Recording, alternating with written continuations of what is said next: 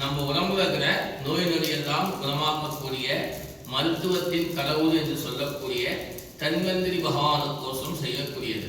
இந்த மூலிகையால நம்ம ஹோமம் செய்யும் போது நமக்கு அந்த மூலிகை சுவாசம் நம்ம சுவாசிக்கும் போது நம்ம உடம்புல எந்த நோய் நொடிகளாக இருந்தாலும் குணமாகும்.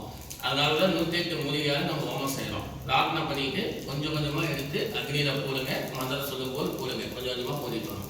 ஓம் நமோ பகவதே வாசுதேவாய தன்வந்திரியே அமர்ந்த கலசகஸ்தாய சர்வாமய விநாசனாய த்ரைலோக்கிய நாதாய ஸ்ரீ மகாவிஷ்ணவே நமஸ்வாஹா.